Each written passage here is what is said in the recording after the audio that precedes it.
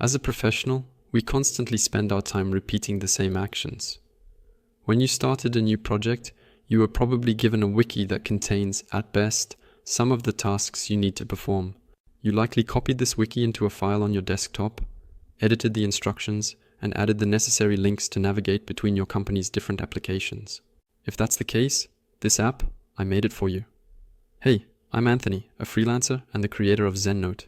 Today, I'll explain why I created this app and how it'll help you in your everyday life. At first, I created Znote to replace the sensitive file that was on my desktop by adding a password and encryption to it. Then later, I desired to include some formatting with headings and bold, so I naturally resorted to Markdown. Now that I could write readable procedures, I started writing a bunch of them. So naturally, I added sorting, searching, and indexing functions to easily find my notes. Now I had a powerful note-taking tool that allowed me to jot down all my notes and procedures. But I didn't stop there. I was wondering how I could share my work without having to create intermediate Word and Excel documents to add a graphic or make a PDF. So I added all the necessary features to do the visualizations directly in my notes and PDFs to make reports. The concept of dynamic grading is then well established. Working from a code sandbox directly in my notes allowed me to be so productive that I started automating part of my procedures, and soon enough, the whole thing.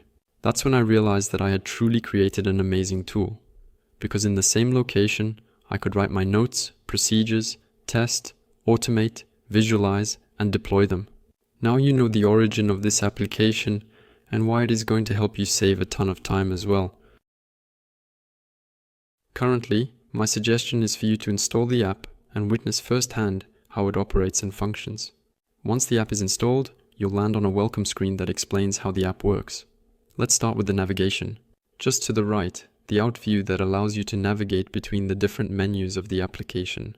Directly above, the Eyouts buttons provide the split mode option for editing and viewing simultaneously, or the reading mode for simple viewing. Just below, the options for exporting are located. Therefore, let us create the PDF for the given example. Extremely useful for creating deliverables or reports, or the option to publish the note publicly or privately based on your preference. Incredibly convenient for sharing with a group of individuals or while on the go. Can be either a visualization or a report.